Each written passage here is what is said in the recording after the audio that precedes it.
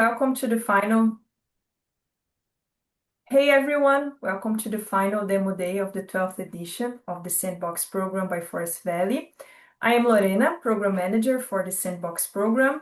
And first of all, I want to thank everyone watching this event. It's amazing to see many people from all over the world connected in this call, ready to see some brilliant innovators presenting. So let's get it started. In the next 2 hours, you will meet a selection of 10 startups operating in different sectors. They are responding to pressing innovation needs for our industries being supply chain resilience, waste recovery, process efficiency, energy, and more. And each of these startups were selected by our team and technical board to be here presenting today. And I have to say that I'm super excited to be here to showcase these startups. We had the pleasure to work with the founders in the last few months through our acceleration program, and we are proud to support the wonderful teams in achieving their goals. I'm sure you're going to find something interesting for you today. And before starting, on behalf of the Forest Valley team and the startups in this batch, I want to say that we are very grateful to our sponsor of this edition, Edison. Edison is one of the oldest and most prestigious entities in the European energy landscape with a strong commitment to sustainability and energy transition. The company stands out for its continuous pursuit of innovation, leading strategic projects. And then a huge thanks to our partner Edison. But also a huge thanks to all of the people contributing in our ecosystem. Thanks to our technical board supporting us in the selection of the startups, and thanks to our mentors who supported the startups on their challenges.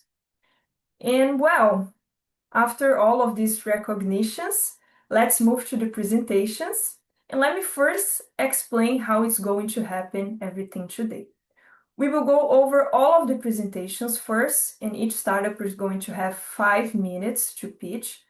After all the presentations, which might take around 1 hour, we will start the Q&A session, and each startup is going to have 3 minutes to answer the questions. So for the whole audience, make sure to drop your questions in the Q&A section.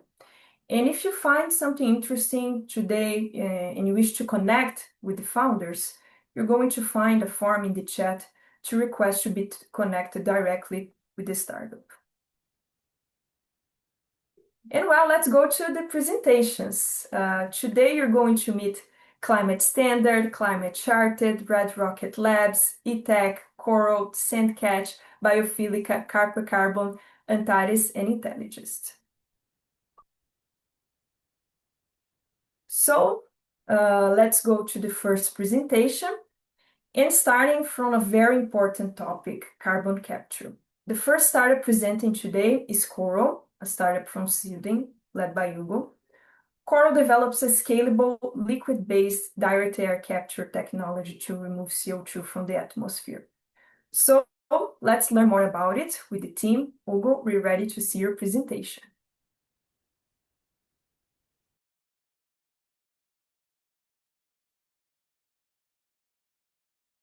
Okay, everybody can hear me correctly?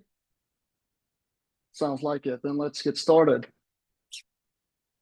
Once upon a time, in a small lab in Sweden, a scientist stumbled upon a curious reaction by mistake.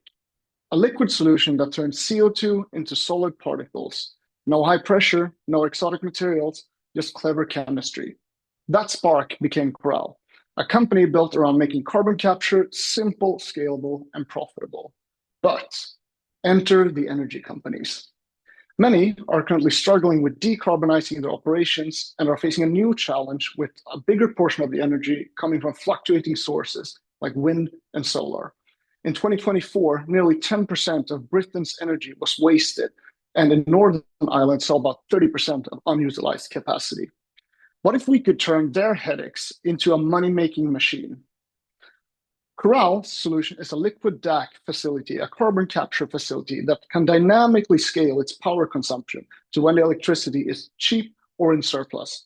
In short, we turn overcapacity, often wasted, into a new revenue stream by capturing CO2 and turning it into valuable carbon credits or feedstock for renewable fuel.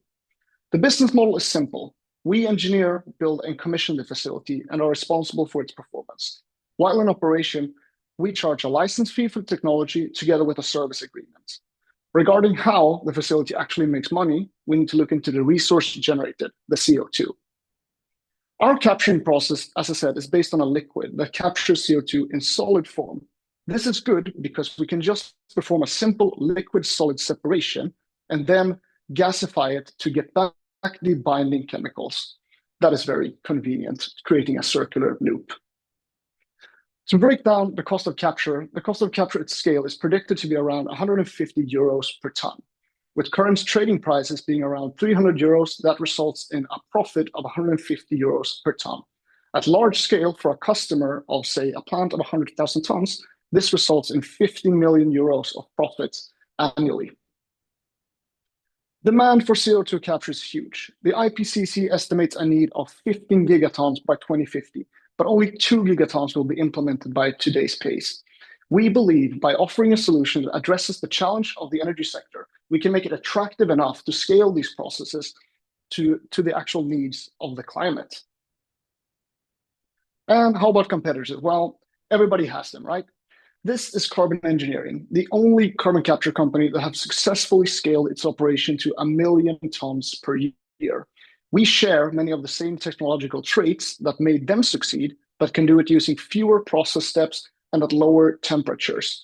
This results in a lower operational capacity or lower OPEX costs and a lower CapEx, while keeping the scalability factor. The go-to-market is a 3-stage rocket that we're starting off right now with the tech and validation demo. The second one is pilot plants, and the third one is plant commissioning, where our business model is fully integrated. Some of the traction I want to highlight is we have a strong letter of support from a Swedish energy company and a carbon credit retailer. We were also a finalist in Fortum's energy competition at Slush last year. But with great technology comes great responsibility, and that's why I'm so glad to have amazing co-founders. Diana and Manuela, who came up with the technology, are reputable researchers in the chemical engineering and carbon capture field.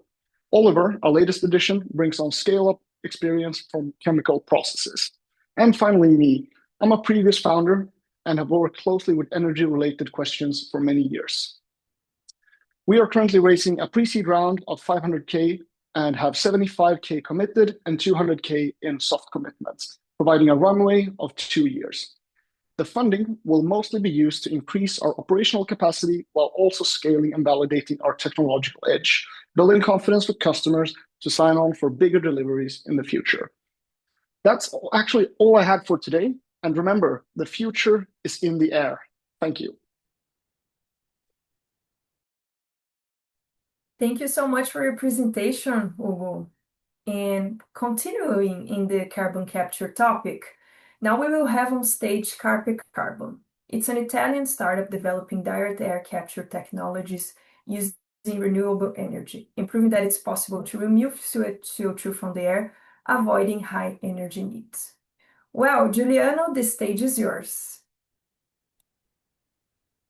Thank you very much. I'm sharing my screen. And first of all, I'm very happy not to be the only data capture startup for once. Hi, Hugo. So, yeah, the fact is that we need to generate large amounts of negative emissions in order to reach net zero and to meet the climate goal of the Paris Agreement. So how do we pull out so much CO2 from the atmosphere? Well, first of all, we have to, because even with the current policies, just reducing the emissions is not enough.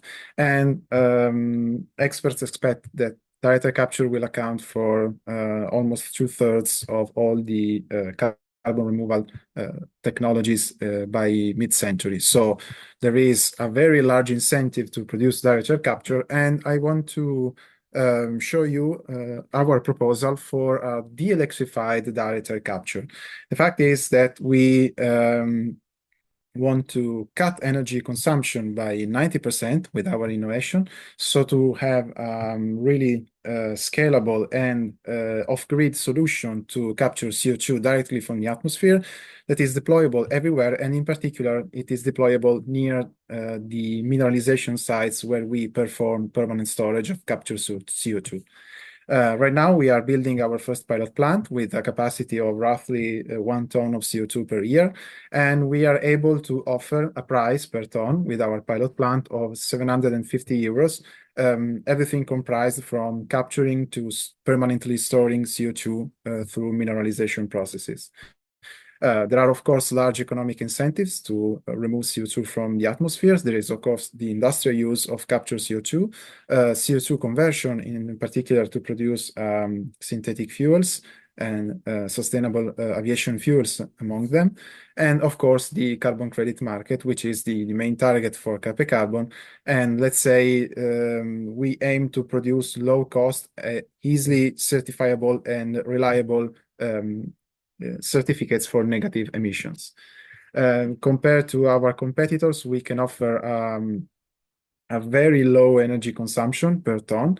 And of course, this translates directly into a lower price per ton, even with our pilot plant, which is not designed to remove CO2 at full scale from the atmosphere. So our projections tell us that we can reach the threshold, the critical threshold of a price $1 per ton, $100 per ton, sorry, by the end of this decade. And this is in line with the climate goals of the Paris Agreement. So right now we are building our first pilot plant. We reached TRL5 with our prototypes in our laboratories in Italy, and we plan to reach the full scale, the full commercial scale with what we call the mid-scale plant by the end of 2029.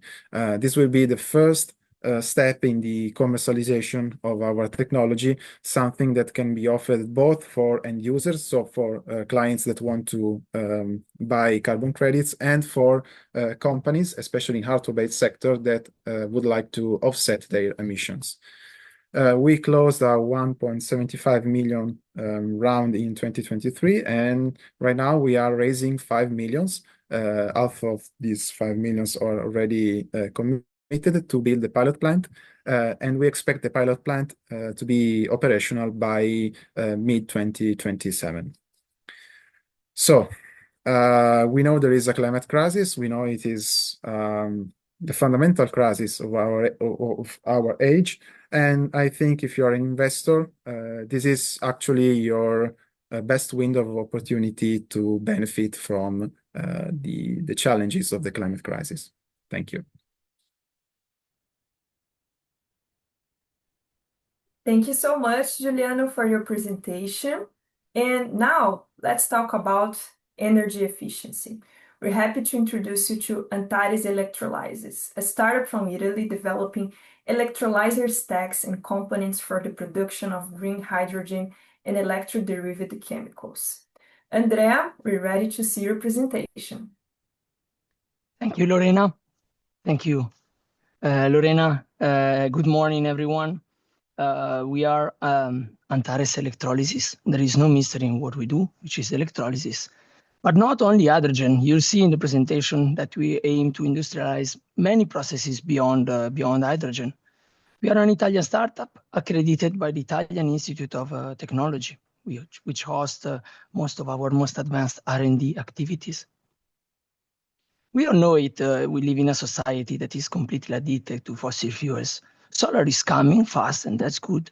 But soon we'll have a surplus of clean energy in the summer. And there are two major problems that remain even with solar or renewable sources, which is a seasonal energy storage and hard-to-abate industries. Basically what we burn in winter and how we make steel and how we fly planes and how we move ships. And let's be honest, today clean tech isn't just enough. Lithium, biomasses, blue hydrogen, they all have serious trades-off, which is scalability, critical materials, maturity, or cost, etc. To actually reach net zero, we need something fundamentally better.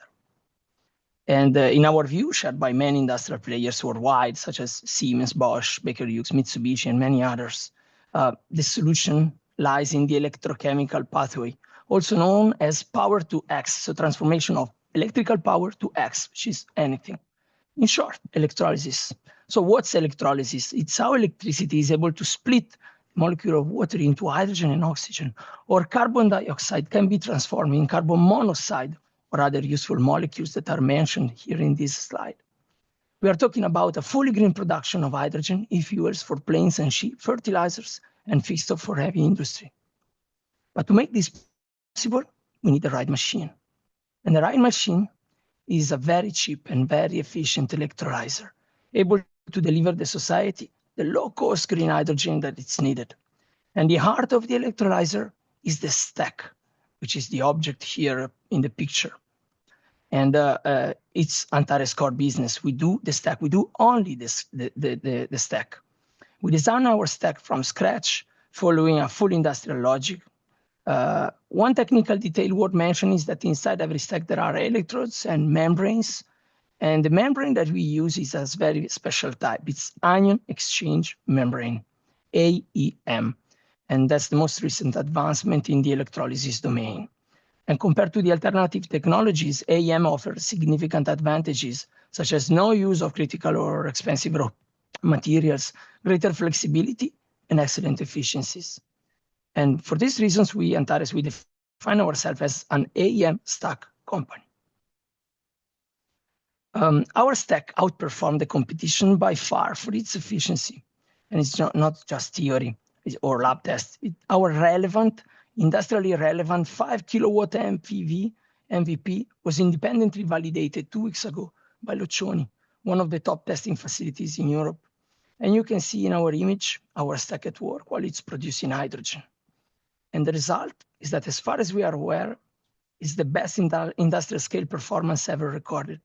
We have efficiencies that are very close to PEM, proton exchange membrane, the other technology, the most efficient technology, but very expensive. And we get very close to those efficiencies without all the disadvantages of PEM technology, which is the use of iridium, for example. We also have a clear pathway to lower the production cost, as you can see in the plot on the right. We have 3 product lines: the stack, the lab scale cells, and the technical support services, including licensing. All these 3 lines are already generating revenue well ahead of schedule. We sell our stacks to super megawatt electrolyzer manufacturer with a price range between 15 and 100,000 euros per unit, depending on the size. We target the 10 to 100 kilowatt segment. We intentionally avoid the capital-heavy multi-megawatt space. In that space, we position ourselves as tech enabler, monetizing through licensing our 3rd business line, with large OEM operating in that market. Among the co-founders, we have 25 years of industrial R&D experience in product design and deep tech R&D. We have also in the team some of the leading experts in nanochemistry, electrochemistry, with 300 publications, 7,000 citations, and multiple national awards or scientific honors. So basically, our team is a blend of industrial and academic excellence. In just 9 months since we were founded, we secured 185,000 euros in purchase orders. We sold our first stack, our first of a kind, to Shell. So not only the technology works, but also we can sell it, and the market is responding well. We started with bootstrapping in October 24, so we are young. In 25, our goal is to validate our MVP, which is done 2 weeks ago, raise capital, consolidate our assembly line. In 2026, we'll scale up and structure operations. 27 is for the go-to-market of our second electrolyzer, the CO2 electrolyzer. In 28, we aim for a break-even. In 29, we'll launch our robotic assembly line to scale globally. So to make this possible, we are looking for investors for our next round. So it's a 4 million round targeted at Q1 of 2026. So if you share our vision of green hydrogen and CO2 utilization, so if you believe in this team, now it's the time to join us. Thank you very much. Thank you so much, Andrea, for the presentation. And for everyone watching the demo day today, please remember that you can leave all of your questions in the chat, in the Q&A section, because after all of the presentations, we're going to have a moment for all of the founders to respond to the questions. And now, moving to the next presentation, we would like to introduce you to Climate Standard, an Italian startup with the ambition of automating compliance with EU laws on green claims. They are building a verification platform. Let's learn more about it from Pietro.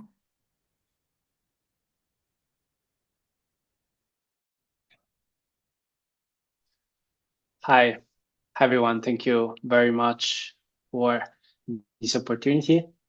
I'm Pietro Spataro, CEO, co-founder of Climate Standard, and our mission is changing the world of certifications. We have two products, so two different markets. Let me explain both of them. The first one is a market for ISO certification. It's really about audits. It's really about a company that have to follow a process to be verified. It's not really about consulting. It's only about verification body. And we know that it's going to double by 2030. And the second market is about carbon accounting with softwares. And we know that it's a market that is increasing a lot. So it's going to be fourfold the actual market by 2030. Our two products are, one is an audit app, and the other one is a different accounting app for carbon emissions. Let's start from the first one.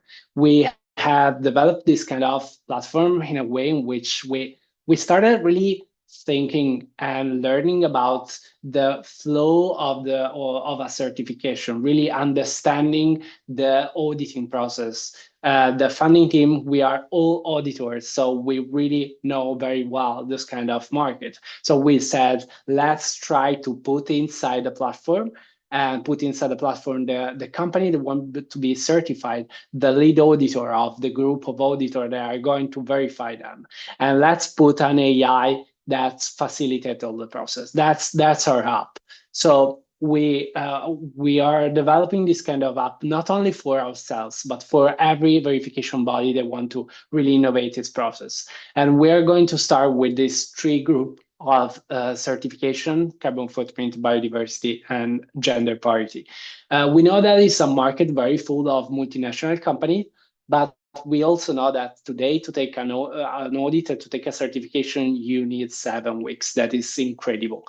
And you also have a process that has no integration of technologies, and it's made completely in person. So we started saying why they are not innovating, and we discovered that there is this kind of problem related to the fact that those companies are accredited by a accreditation body, and they cannot really innovate without losing this accreditation and start again the process that take from 9 to 12 months. So we've spoken with them, and we discovered that they are willing to use a new technology, and they are looking at us to understand what we are doing, and also maybe to buy our solution. We have already consulting partners. We have a consortium that is partner. We have more than 40 companies in the waiting list, and we have also the endorsement of the president of ISO in doing this kind of innovation.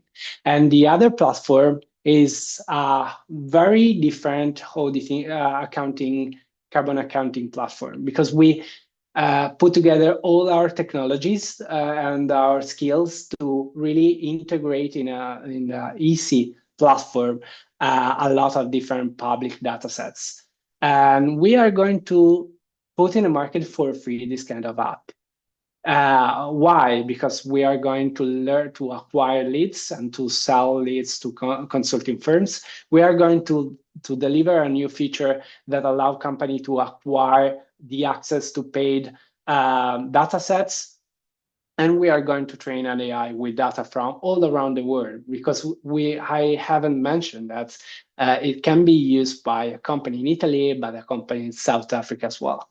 And we know that the market is made from consulting firms that use Excel, that is incredible, and SaaS models. We want to change this kind of process by developing something that is almost free. and changing the market with it. This is our team. Me, Chiara, Roberto, we are lead auditors. Me and Chiara, we are the technical one. Roberto is our developer. And there is also Maria, that is our business dev that come from a scale up carbon on carbon accounting in France. And we did almost all the time with bootstrapping, and now we are opening us a pre-seed round for $500,000. And I hope you want to learn more about our app. I can show you after this kind of event. But first of all, let me thank you and say, if you want to join, let's build transparency together. Thank you so much, Pietro, for the presentation. If anyone has any questions for Pietro, please leave it in the chat or for any of the other startups that presented today. Now let's see another software solution in the climate risk and compliance industry. The startup is ClimateCharted, an Italian startup developing a loss prevention platform to people at risk with dedicated loss prevention strategies. Lorenzo, we're super curious to see your presentation today.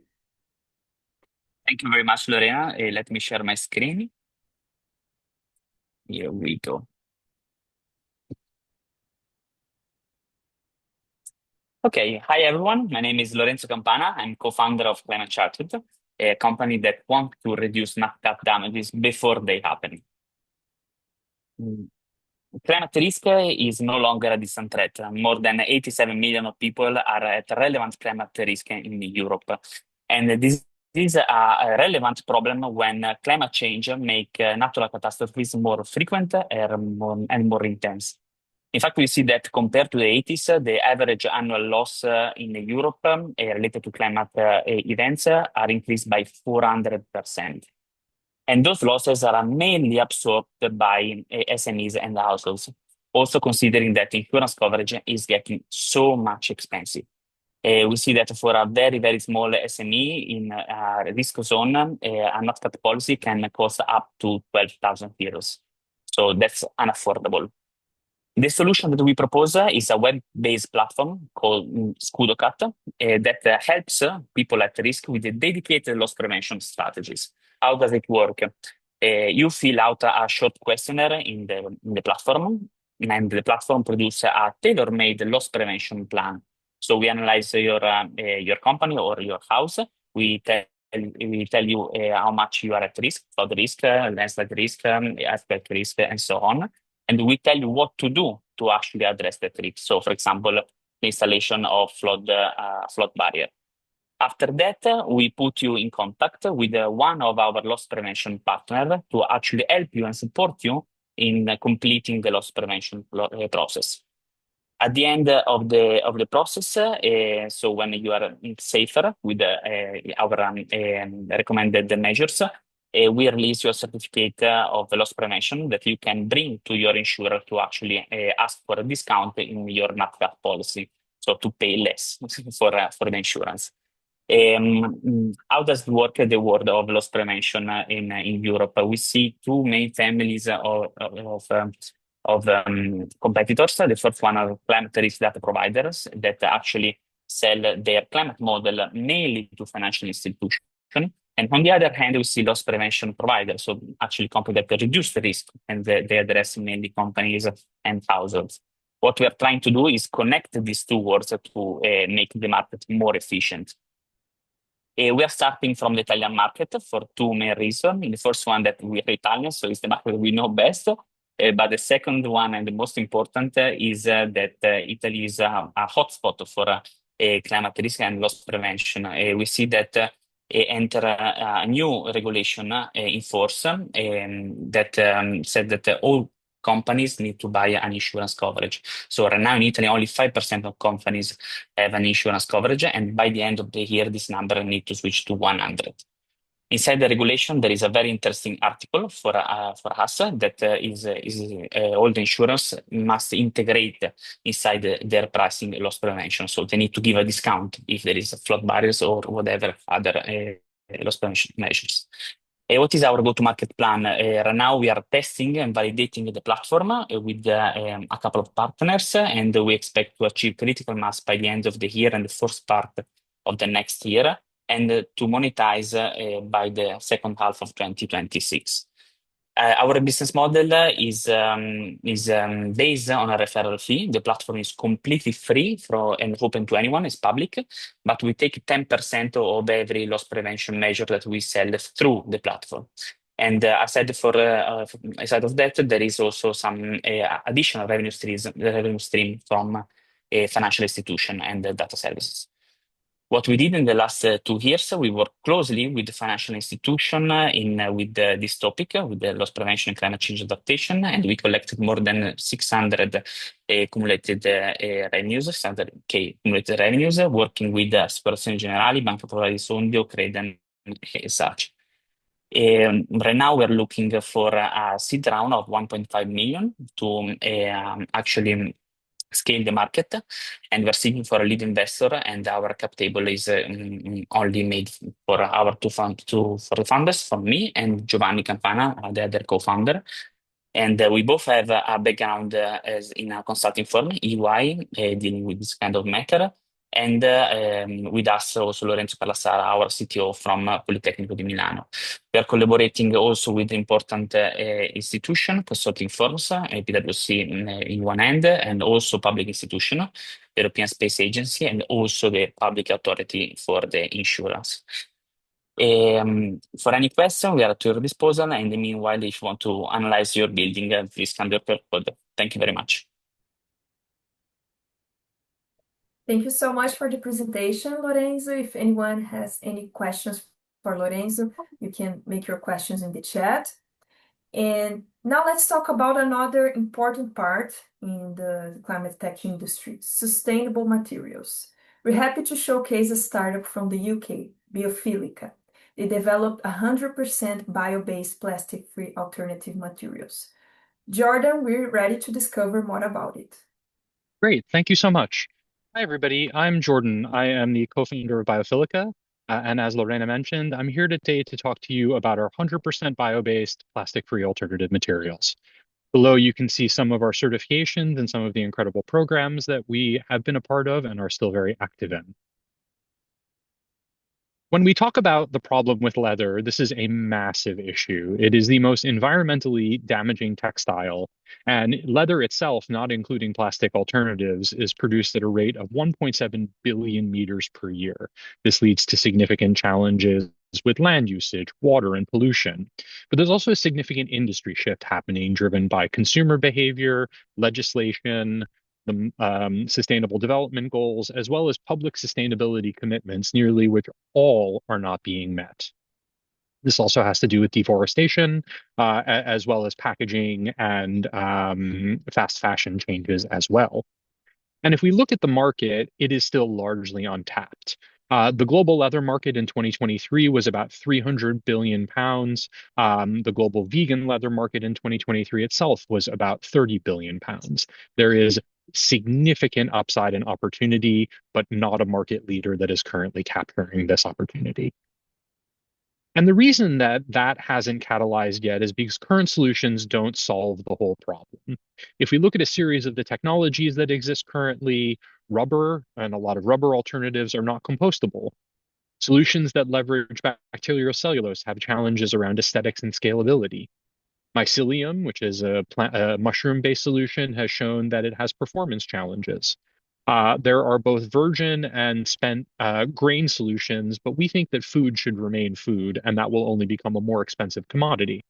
And last but not least, when we look at first-gen solutions made from cactus or apple, they are sequestering biomass, but they're typically doing it utilizing anywhere from 60 to 80% polyurethane.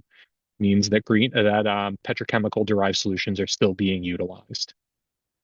Prekind is unique in that it solves all 4 of the consumer and business needs. It is scalable on existing infrastructure. We're using the solutions that are currently producing polyurethane to make our material. We use abundant, reliable feedstocks.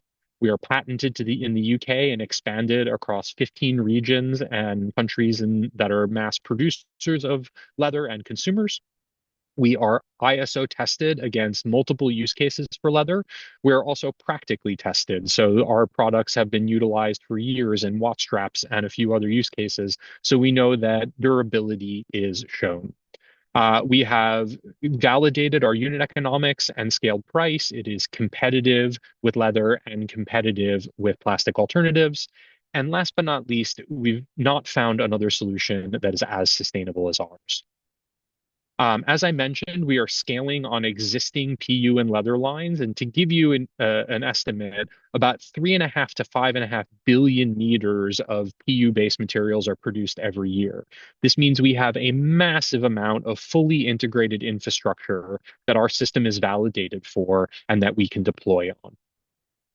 And the exciting thing about it is that as we grow, our margin increases while we're able to drop our pricing. And this is primarily driven by two factors. One is labor cost. As we move to continuous production, labor cost drops dramatically. But also, given that we are using readily available commodities, we know that as we scale, our ability to source input also drops. And we are not at an early stage. We are in mid-stage commercialization.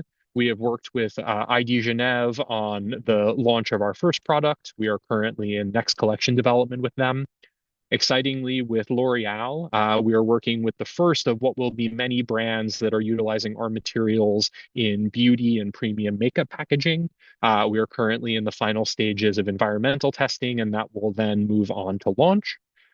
With IKEA, we are in the late stages of finalizing testing for upholstery, and that offers us a great scale to deploy through their existing providers. And we have already piloted and will continue to pilot with multi-site partners around the world. We have a very healthy pipeline of customers and projects in flow. We know that adoption cycles for materials can take time, but we have developed this and it is mature. We've built a gritty and resourceful team, but also very efficient. We will grow that team slightly. And in 2026, we aim to reach 1 million ARR and profitable in 2027. We're currently raising 1.5 million pounds to invest in accelerated scaling, closing by October of this year. We have about 200,000 in soft commitment, and this gives you a sense of how the usage of those funds will unfold. Been lovely chatting with you. Please let me know if you have any questions, and we look forward to talking further. Thank you so much. Thank you so much, Jordan, for the presentation. And if anyone has any questions, feel free to drop it in the chat. Moving to the next presentation, now we're happy to present a solution with a huge impact on industrial biotechnology. Red Rocket Labs is developing the next generation bioprocess sensors. Bjorn, we're curious to learn more about your startup. Thank you very much. And yeah, it's an absolute joy having the opportunity to share what we are doing and where we are going. So let's delve straight in. I'm Bjorn, founder of Red Rocket Labs, and we do bioprocess monitoring. Now, I like to start with the heart of who we are. The core heart of Red Rocket Labs is myself, seasoned biotech engineer and multiple exited founder in different sectors. And my electronics genius, Adam, my co-founder, he's our head mechatronics engineer with a lot of hands-on experience building things from scratch. And not to forget our team, which at the moment is lean and consists of Becky, our supporting chemist and pilot supporter. That's been a enormous help extending the electronics more into the, let's say, fun of chemistry. Now, bioprocesses are literally the living heart of most industries, from biotech, pharma, food, drink, wastewater treatment, environment, and many, many more. And we believe that not only that every bioprocess has a heartbeat, we want to monitor it. Like a smartwatch in real time tells you how your heart is doing, so you know when to go to the doctor. We want to have the process owner to know when to send the team to intervene. Why? Because process failure is insanely costly.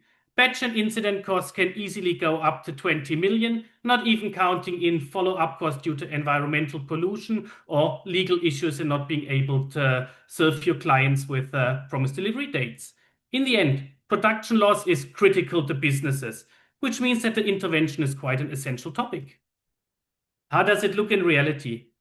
We take a sample, go back to the lab, prepare the sample, analyze the sample, enter it into Excel, and then know what to do.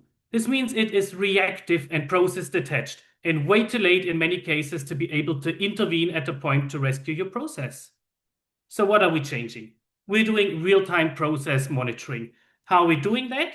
We're using dielectric sensor technology combined with pattern matching to develop a bioprocess fingerprint that shows you the current state of your bioprocesses across a whole range of specific parameters to tell you immediately when any of your parameters is shifting off what it should be and alarms you to send your experts. Let's look at the competition. As a bioprocesses is a fragmented or very broad sector, we got a range of competitors. Now, from a practical point, all of the sensors we're looking here at are industry specific. They are conditional to the environmental conditions, such as you need a clear liquid to measure in. They're usually very select parameters. A sensor measures a specific singular or few range of parameters. And once you select them, they're fixed to the target. You put the sensor in, it measures this one sensor. Now, we're more like a self-learning electronic platform that adapts to any bioprocess. It is process agnostic. It is real-time monitoring, multi-parameters, and actually can learn parameters the longer it is in operation. So we can send you an update to measure some additional factors over time for a little surcharge, of course. How does these markets look? Well, it's a huge market that, as the favorite word is ready for disruption. These sectors are all growing massively. Each of these sectors is facing massive growth, and we are the first ones to really be able to deploy a real-time sensing at scale across all of these, using the same technical backbone with a little specific adjustment for each of these sectors. And we're eager to really take these sectors. Now, where are we sitting at the moment? We got a range of pilots, R&D agreements, and pre-sales from Europe, Asia, India, all the way down to South Africa, split across the biotech pharma area, wastewater and biogas, as well as the environmental sector. Looking at our journey, and I'm really simplifying this complicated slide, we spent last year really with a lot of preparation time, building POCs, prototypes, market reviews and engagements, FDO patent reviews, and then went strong into this year to get pilot agreements, find first initial clients for pre-sales, going into patent writing, just received a grant this week to go in the nutritional sector.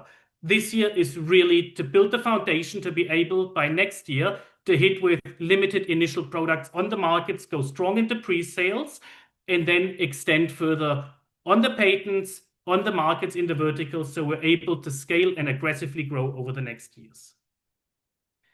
Now, everybody loves the impacts, and as we're an indirect technology, we help the process owner. We ourselves don't save impact, CO2, but we help the process owners to save that. Now, let's look at a very, very easy example of wastewater treatment. If we take a 10 MGD-sized wastewater treatment plant, by using our sensors, they're able to save on energy costs, leading to 140 and more megaton CO2 saving per year. Thames water is about 740 MGD per day scale.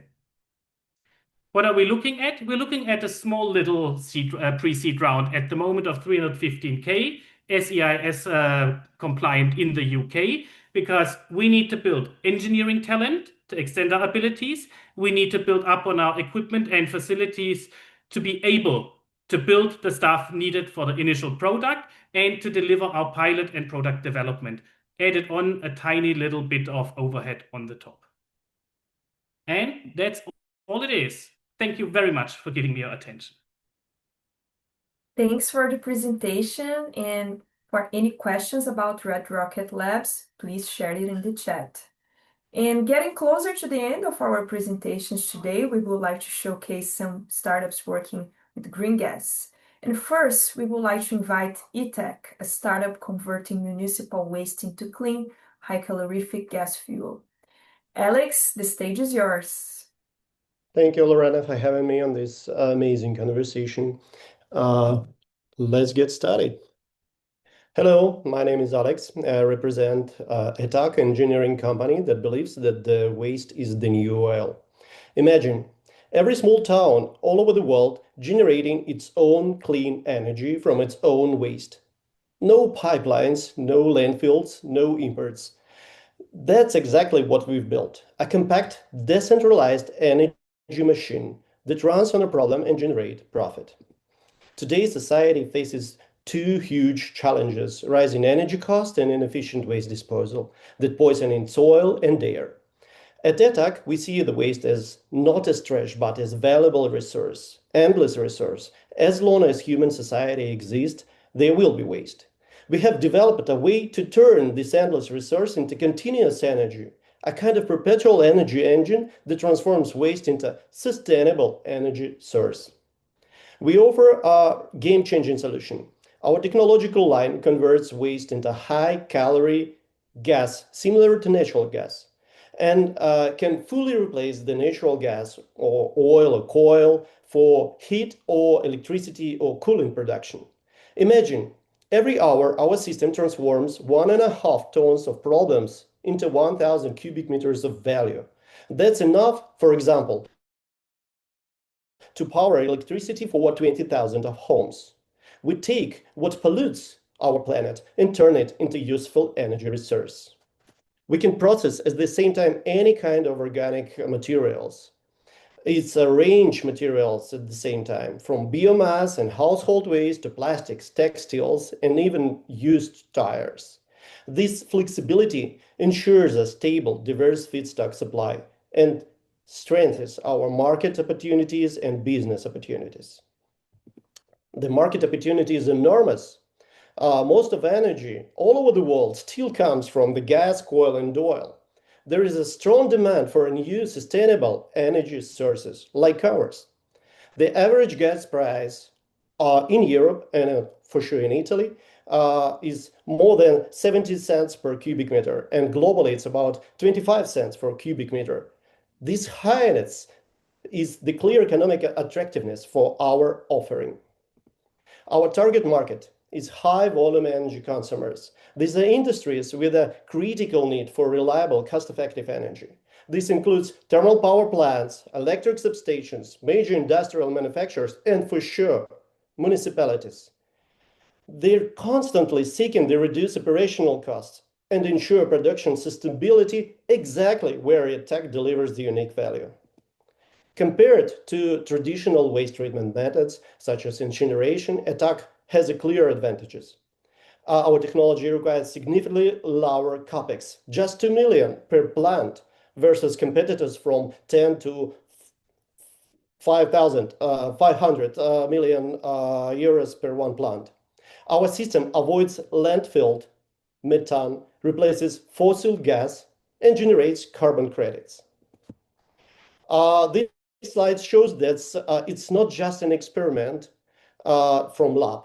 The entire operational cycle has been validated by experts.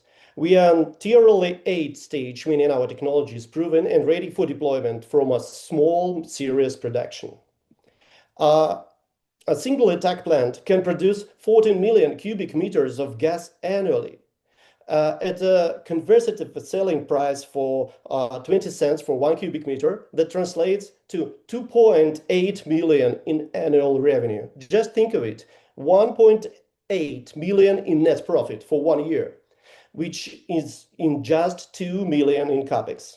The payback period is around 1 year. It sounds amazing. This demonstrates the strong financial viability of our project. We are currently at the pre-seed stage, preparing to install our very first European plant and very first European unit.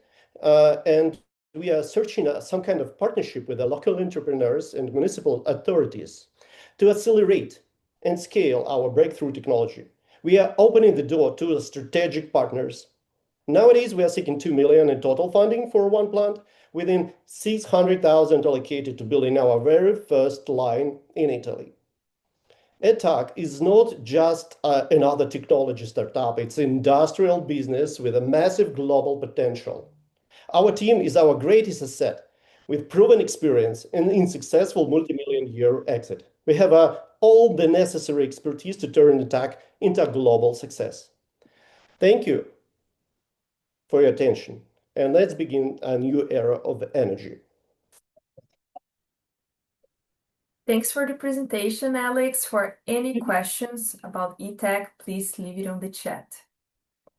And moving to the next presentation, we want to introduce you to Intelligest, a startup from the UK developing an AI-driven optimization, boosting the biomethane sector.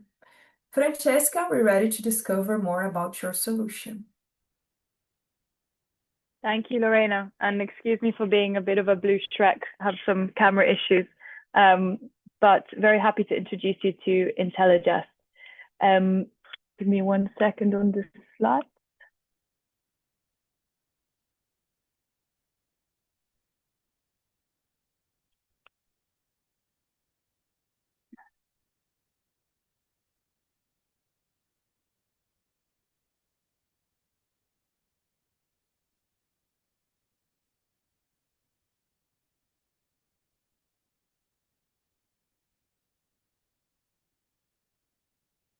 Okay, so Intelligest is the AI-driven optimization system for the biomethane sector. I'm going to start by introducing Simone. Simone is an operator from our trial plant in northern Italy, and he's suffering from his plant performing about 30% below the capacity for which it was built. He's experiencing about 20% of unexpected downtime from biological and mechanical issues, and this is translating to about £1.4 million of missed opportunity for a plant which is producing about £5 million a year of production. The inefficiency issues are very well known in the sector, and as we dug in and talked to more and more operators, we found similar themes coming up. It's complicated, it's a black box, you never know how the plant will respond. You can see on the right-hand side here, oscillations coming from biological instability, dips coming from crashes or mechanical failures, and this is really demonstrating the core of the problem that we're trying to solve. So what does Intelligest do? Intelligest increases plant profitability by up to 30% by solving those issues, giving visibility to the operator, providing a virtual plant system where all data can be seen, and we can try to understand whether the plant is operating within safe ranges or whether there need to be adjustments. We work to optimize the inputs as well as the process, and we're also considering integrating other parts of hardware sensors that help us to bring the optimization to a new level. The recommendations that come from the platform are deployed to the operator in the form of simple alerts and messages that guide the operator day to day on how to manage the plant better. So the biomethane market is something that really excited us, and we've seen the industry start to move in a really interesting way as we started working in it. We're seeing the market growing at about 30% CAGR up to 2035. When we look at the actual opportunity for a product like this, we are one of the first in the market, and we're really defining that optimization space. But we're seeing about a 22 billion TAM. When we look at our target plants that are agricultural industrial plants about above 2 megawatts, we get to 11 billion. And our target is really focusing on the UK and Europe in the first years before expanding into North America. What does the sector look like? Well, a simple analysis of our composition, you can see here. We have two groups of competition. One are generic tech players who've developed solutions which focus more on visualization or on applying AI models, but they don't have that specialist knowledge of the sector and the biology of the anaerobic digestion system. And that's what Intelligest brings. On the other side, you have niche biogas players who may have developed solutions which are more operational in the industry, but aren't making that jump to advanced optimization and quite honestly don't have the data sets to do so. Intelligest is the first one that is actually actively building data sets and building a data platform for the sector and applying and using those data sets to actually apply machine learning models and build deployable, simple products for operators that can have impact day to day. So where are we at? We are on track to hit first revenue in the next quarter. We started by securing LOIs and partnerships at the end of 2024. We've been developing our MVP and have launched that and completed trials in 2 plants. And we're now just closing our pre-seed round. Here's an example of one of our trials. This is a plant near Cremona in Italy called Celadati. It's one of the most structured and largest plants in Italy producing biomethane. And we started by deploying our simple MVP, integrating with the SCADA systems, and now I've had really positive feedback from the operators and starting to see the optimization kick into the plant. Our team is comprised of commercial and industry experts. So my co-founder, Julian, has spent 20 years in the industry building and operating plants. I've worked in a number of different roles in tech companies, mostly on the commercial side. And then we've got a great technical team as well as really strong advisors spanning the full range of the operations that we're working on. So where we are now, as I mentioned, closing out our pre-seed, we're also hiring a couple of new key members into the team. And what we're looking for from today is really to look at anyone who might know operators, looking to solve operational issues, who may want to come in with us early on. And experts and advisors interested in what we're doing. We're always open to a conversation. Love speaking to experts in the industry. And finally, strategic and seed investors. As I mentioned, we're getting close to closing, but still open to conversations with anyone that's interested in this round or potentially for the next round. Thank you very much.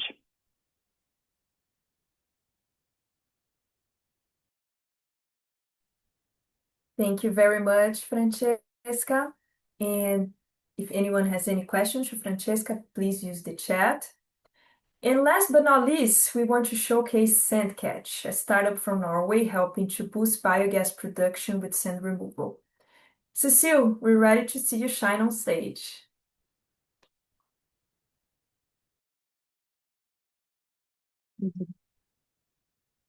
I think you're muted, Cecile. There we go. I was just thanking everybody for sticking around and daring to hold on to this presentation. So, yeah, I've now got 5 minutes, and this is going to be a 5-minute shit show. That's what you get for working in the biogas industry. When you have to deal with food waste, organic waste, manure, it just becomes a shit show. Sorry, my screen is not moving forward. There we go.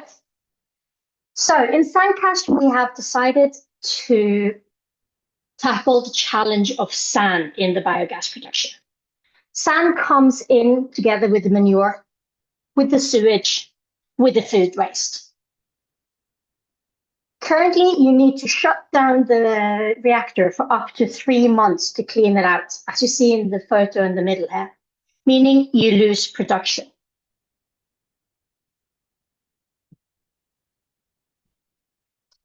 We are taking technology from the oil and gas industry that we have first-hand experience running, doing exactly the same procedure in an offshore well as we're now doing in a biogas plant. It's now smaller, it's now lighter, and thereby adapted to biogas. And we enter the reactor by going in through a valve towards the bottom of the tank, washing it out. Because we've changed the technology to a new sector, we wasn't be able to patent it. And the team doing this, we have operational experience from oil and gas, process industry, and farming, giving us a very unique mix. We've got engineering, sales, and design covered, and we know more about manure than you would ever think necessary. We have also worked with large corporations and helped build and crash startups. So why do the clients love us? Well, firstly, the fact that we do not stop production, we increase for your production. Secondly, we reduce the amount of volumes that go to landfill by 50%. And thirdly, the fact that there's less sand in the reactor during the whole process reduces the strain on the rotational equipment, thereby reducing maintenance for up to 15%.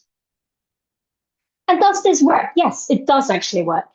We are now in the commercial phase, and we finished this job that I'm referring to right here last Monday. Eva is the largest biogas producer in Western Norway, and we gave them an extra 70 days of reaction when they were cleaning out this tank, due to the fact that they didn't have to stop. This equals to approximately 330 tons CO2 emissions, showing that not only does it work in real conditions, it aligns environmental and economic goals perfectly. So competition, yes, is out there, but nobody does it the same way as we do. You have the traditional way of bobcat and excavators, which, but cost-wise, is pretty much the same as we're doing. But HSE-wise, you have to send people into the tank. You do have the option of period treatment, but you will never be able to remove all the sand before it touches the reactor due to the suspension of the sand in the solids moving in. And then you have the extremely expensive option of building an additional reactor, so you have somewhere to flow your slurry over to. Huge capex impact, no additional OpEx. So does it make financial sense? Yes, it does. The two main reasons being that you have your gate fee and you have your gas sales during the removal of the sand. Secondly, the fact that we can have the volumes going into landfills makes a huge impact on the unit economics, making it a safe bet for the operators, but also for the investors. We're taking this to market in two different ways. One, we're wanting to sell the units to the larger operators, which have enough reactors to have one unit working full time, and as a service for the ones who has a smaller lots of reactors. We have raised two previous rounds, so we now have a very healthy ownership, reaching between CVCs like the Lyse, the fourth largest producer of renewable energy in Norway, and JB Group, who produces offshore units very similar to the one that we're doing ourselves. So now we're raising a seed, or we will start in October raising a seed round of 4 million. Those 4 millions will allow us to take us into operation in all the Scandinavian countries, grow our team, increase operational efficiency, and prepare us for serial production early 2028. And with that, thank you.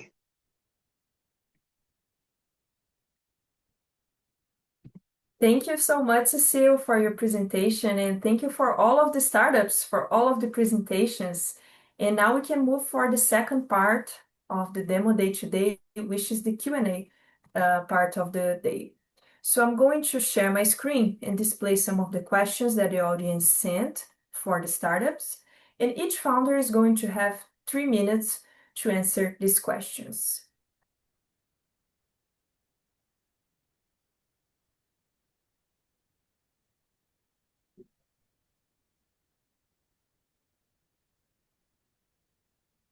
Okay, so let's start with Korall.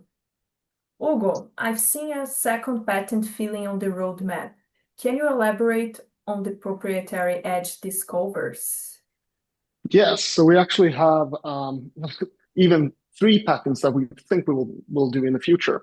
But explaining the second patent, that is basically going to cover a deeper level of our process steps. So if you look at the patent that we have right now, that more or less covers like the pretty broad range of our process.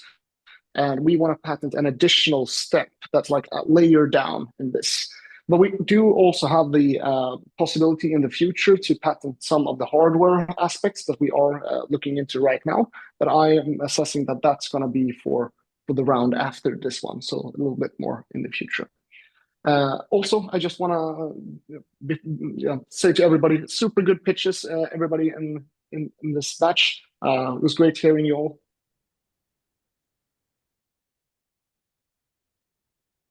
Amazing. Thank you so much, Hugo, for your answer and for your words. We're also super happy to have these presentations today.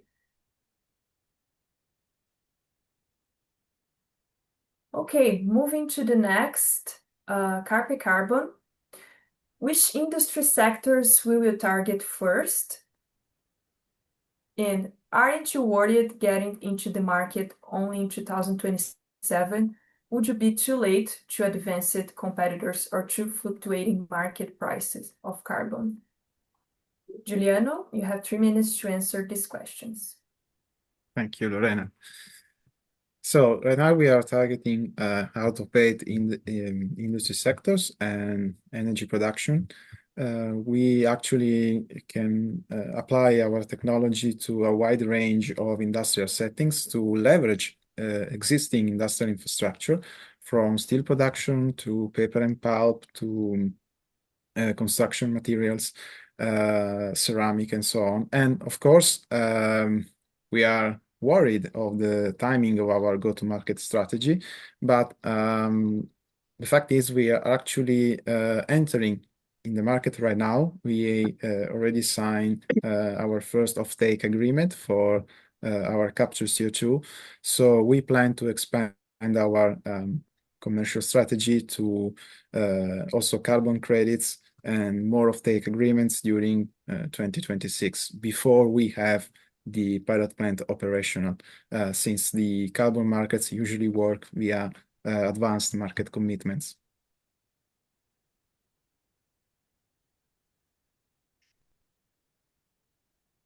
Okay, thank you so much, Juliano, for your answers. Moving to the next one, Antares, what's the round closing date? And you say you were able to industrialize multiple electrolysis process. Which industry are you focusing in this phase, and which industry do you see the most interesting opportunities in? Andrea, you have 3 minutes for your answers. Okay, Lorena, that's good. So the Q1 2026 round will start at the beginning of 2026, and it will be closed approximately 5 to 6 months later. So I would say May, June, July, it's our target to close that round. And concerning the second question about the different processes, basically we put all our processes on which we are doing R&D in order to start with the highest TRL before. And of course, the process with the highest TRL is hydrogen, so water splitting reaction. That's what we are working now. That's what we are doing the go-to market for that. The first stack that we sold is a water splitting stack. And then there are the processes with carbon. So starting from CO2. So after someone else, like the one who talked today, do carbon capture, we actually use the CO2 that is captured for several uses. And the simplest one from the technical point of view, so I expect it will be the first process that we will be able to industrialize is CO2 to carbon monoxide. And once you have carbon monoxide, you can use standard and already consolidated thermocatalytic processes to evolve the CO into methanol. And since you have methanol, you can get everywhere basically with the current chemistry. And after CO, there are a lot of other very interesting processes with a lot of applications, such as going from CO2 to formiate or to acetate. And there are applications that are like crazy. For example, from acetate, you can use biodigesters that with fermentation, you obtain protein and vitamins and food. That's an application that is studied at academic level, but also on industrial level. There is a startup in the US that do this. It's very interesting. There are a lot of doors that can be opened once we are able to scale to industrial level the CO2 to carbon composite in general. And the third, but more difficult from the technical point of view, is the ammonia world, is the nitrogen world. So nitrogen fixation and transformation into nitrates and ammonia. We expect this to be able to commercialize in 5 to 10 years from now, not before. Thank you, Andrea.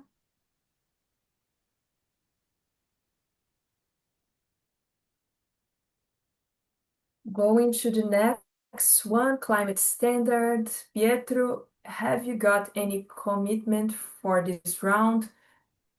With your freemium app, what's the idea for converting users on the free data set to paid plans? You have 2 minutes. First of all, first question. I have to admit, it's the first time we are saying publicly we open a round. We, of course, have already spoken with Forest Valley, and in the past we have spoken with a lot of VC, also big ones. They are committed also in a bigger round. So it's our first time now. So we're going from the scratch. We are starting from this kind of event. Regarding the second question, it's about the freemium app. We really discover that company can use free data sets to develop their carbon footprint. We also discover that for other action, they need consulting firms. So from our point of view, the price for support the freemium area is really giving those kind of lead to consulting firms. From those point of view, for those who need medium to large company, those are probably asking for the premium version, because they really need more data set to integrate in their carbon footprint. In that way, they're now paying for the access to this database, single access. We can deliver the same access inside the platform at a very lower cost, because we agreed a different price with those kind of data sets, in which we pay on the license, on the access of the user. So we paid 200 euros instead of 5,000 euros, for instance. This is the average price for a user that enter paid data sets.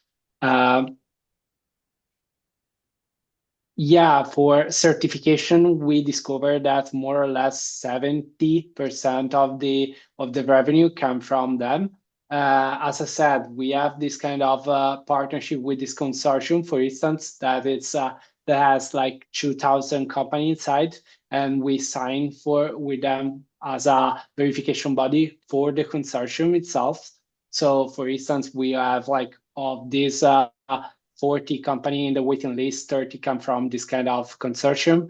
And we have already spoken with Deloitte, Accenture, PwC, and all the other bigger consulting firms. So we hope we are going to leverage more and more partnerships, because they need a solution that can integrate their own processes instead of, in-person audits and stuff like that.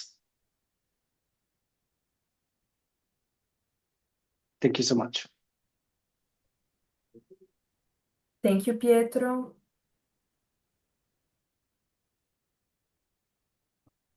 Moving to the next, ClimateCharted. Lorenzo, can you tell us more about how you will scale your sales? How much of the investment is already secured? What is your investment window? When do you expect to close the round? Yes, thank you very much for the questions.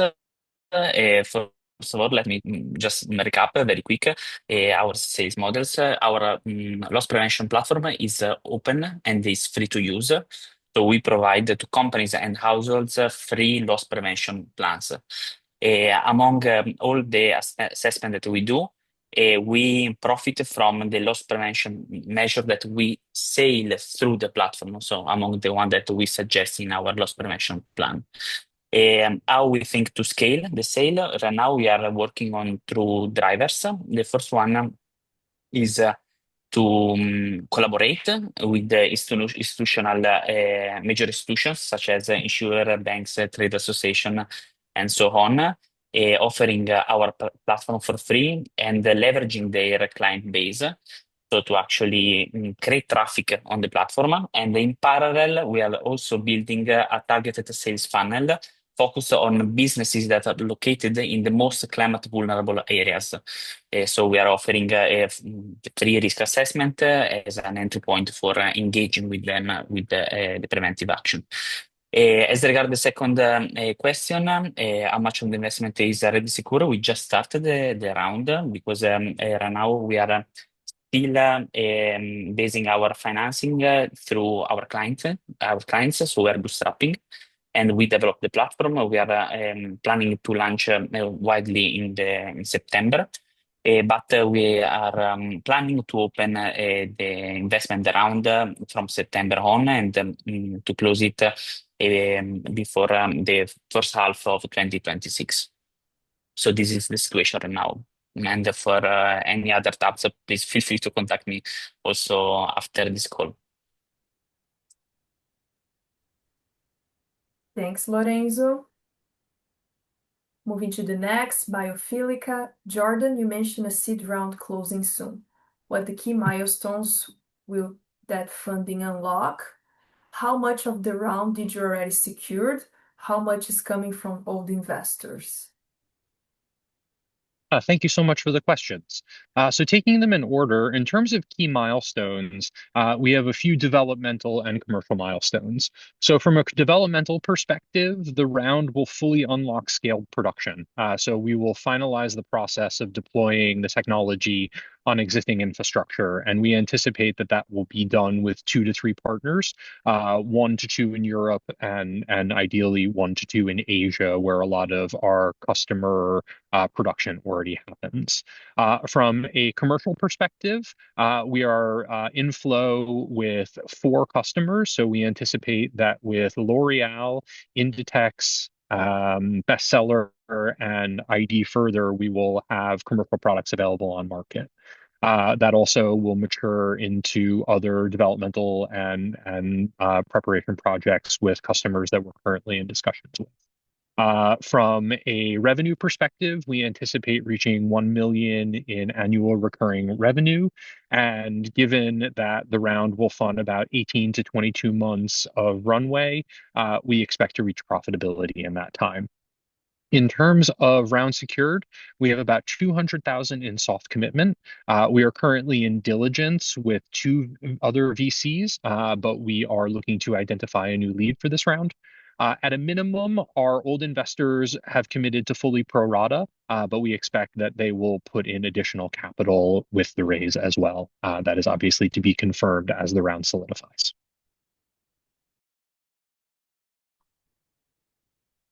Thank you, Jordan.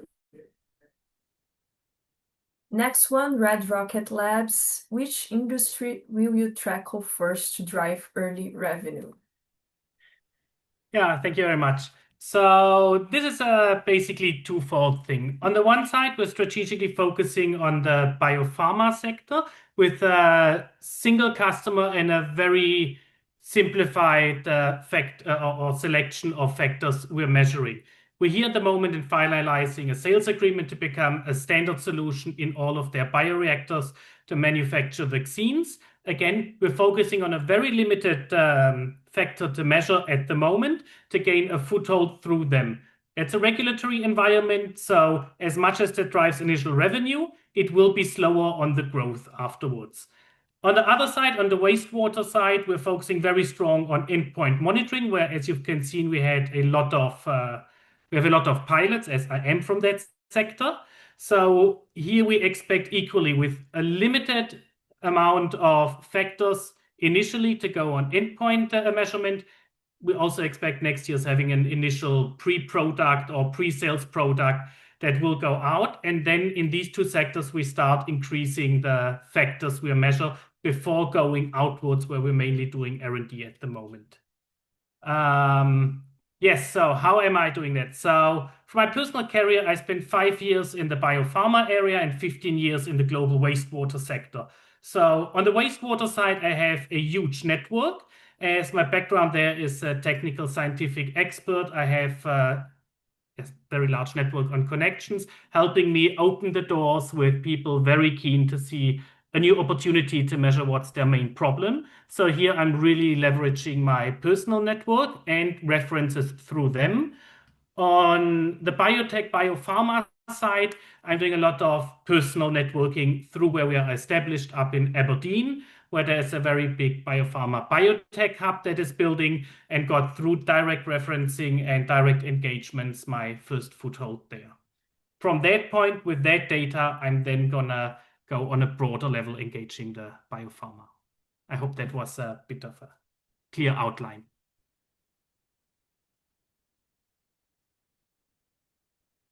Thank you so much. Now moving to ETAK. How do you ensure consistent syngas quality? Waste composition can vary significantly. Alex, what's your customer acquisition strategy? What is your business model? Where your revenues are coming from? Could you provide some commercial validation? Firstly, thanks you for having me on this conversation, and it shows that people who are asking this question highly and deeply understand the core idea of our technology. Thank you very much for these questions. Firstly, let me answer for the let me answer for the very first one. For sure, it depends on the raw material which we use usually. Nowadays, we are focusing use as raw material municipal solid waste with a huge amount of plastics. That's why we analyze calorific value of 1 cubic meter of our synthesis gas, which produces from municipal solid waste in the area from 7 to 7,500 kilocalories per 1 cubic meter. For sure, it depends. Usually, even if we saw on pyrogasification plants, which uses wood chips, it goes to 2,000 and 3,000 kilocalories per 1 cubic meter. But our technology can use any kind of organic materials at the same time, and we're focusing on the municipal solid waste as well as RDF, on which we shows opportunity to have a calorific value about 7,500 kilocalories. Waste composition matters. What's your customer acquisition strategy? The main idea that we are focusing to collaborate and to find partners, not customers, just because our main customers are our potential partners are huge companies who work on the field of waste treatment and who work at the same time on the field of energy producing. We made bridges between these two sectors, and we help these huge companies to produce energy from the waste, which usually goes to incineration plant on etc. What's our business model? We are focusing to produce equipment, and we are supposed to be an engineering company at all. And we produce equipment to our potential partners to earn money by converting waste into high-calorie gas. And the main revenue for us goes from selling the equipment and additional costs for supporting this equipment. Could you provide some commercial validation? For sure, we have validation, not commercial. We have validation by institutes who focusing on our technology and have expertise. And right now, at the moment, in July on this year, we start the very first commercial plant in Central Asia, not in Europe. That's why we are focusing on European market and want to implement very first plant in Europe, which is in huge need of cheap energy. Thank you. Thank you very much. Thank you very much, Alex. Now moving to the next, Intelligest. Francesca, what customer segment or region will you target first to maximize early traction, Italy or the UK? Can you explain better where the optimization margin stands with biomethane? It's not clear to me why you're better than other solutions out there. Can you provide some performance metrics? Thanks for the questions. I will take the first one and I'll pass the second two over to my co-founder, Julian, who's also on the call. So in terms of the region we will target first, we've been mainly focusing on Italy, Southern Europe, where there's quite interesting growth, and Scandinavia. And this is purely because of where our networks have been and where the early LOIs and opportunities have come to us from. We plan to expand out of those first trials in those regions, but are also actively trying to build up some trials and some operator opportunities in the UK. We really see the business as, or biogas, biomethane is a very kind of pan-European business. Increasingly, the larger operators have plants across multiple countries, and so we need to operate in the same way too. So yeah, really expanding out of the first trials, and we'll be focusing on Europe as a whole, where we get the best contracts. Julian, do you want to take the next two? Sure, Francesca. Yes, the optimization margins in it stands with the biomethane. Okay, we can split this into two answers. One is the optimization margins are really on the biogas itself. Biomethane is after the purification, right? So in the purification, there are certain things that we can do to improve that. But the margins are really where the biogas, where the gas is produced, where the gas is generated, because we optimize the biology, the feedstock, the conditions, keeping the biology in the safe range. So that's where the optimization margin stands. For example, making sure that all the organics that goes into the digesters gets converted rather than leaving the system through the digestate, or that we are keeping the right amount of energy in the mixers, in the pumping, and optimizing. That's where the margins are. But it is on the biogas. On the biomethane is once you produce the biogas, pass through the biogas upgrading unit. And there are still some margins there, but not as big as in the biogas plant.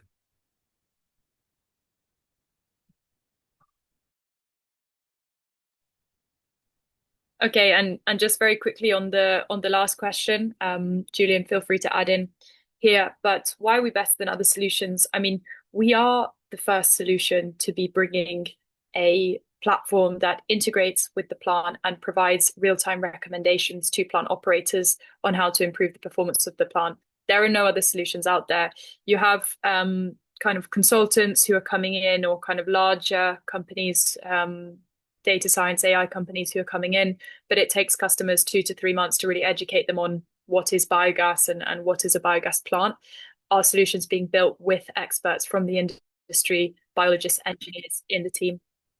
And last point here is that the current kind of biogas specific solutions have not moved into the same area of data science optimization that we're developing.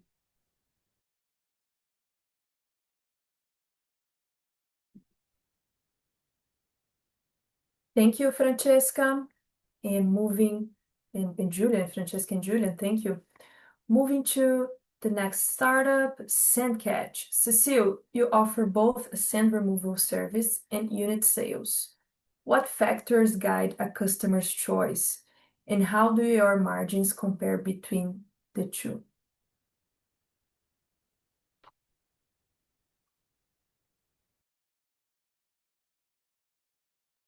There we go, and I can hear you. You can even hear me. Perfect question. So what influences the customers is basically the size of the plant. One unit can perform 5 to 6 jobs a year. So if you have, I would say, less than 8 biogas reactor on your plant, it will make sense to run it as a service, because you will not use a unit full time. If you have more than 8, then if you have more than 8, then you have enough work for one unit to be running full time at your plant, and thereby owning and operating yourself will be the best economic solution. For us as a company, currently, I would definitely say that sales gives us the highest margins. However, as you may have seen on my last slide, we are lucky enough to be part of the Mass Challenge Switzerland this year. And we are currently in Switzerland during our 2-week boot camp. And we have now just had, or during this week, we've had discussions with a major supporter of Mass Challenge in Switzerland with regards to access to their service personnel for operating our units. And should we finalize that deal, then we will without doubt see a huge margin increase in our service offering. When you say you reduce CapEx for operators, sorry, it's not showing up. There we go. You gave us an example where it was traditional. Can you tell us something with the numbers in terms of saving with respect to other innovative competitors? We have not been able to identify anyone else who is able to access and remove sand without stopping production. We have been working with both our current customers and all the other customers we are in dialogue with, but no one has been able to help us identify direct competition with offers a solution without taking the reactor offline. However, I did mention pre-treatment. As the solids are sort of suspended in the liquid as it moves, you will never be able to clean it completely. So you can reduce it. Since it is the fact that you don't take the reactor offline, which is the major advantage of the solution, it is hard to sort of compare directly with other competitors. But if anybody knows of anyone else who offers the same solution of cleaning tanks without taking them, I would love to learn that. So please reach out and share, as we would love to learn about that.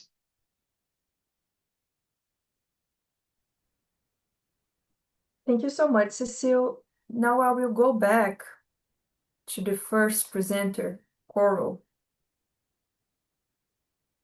because there's one extra question for the founder.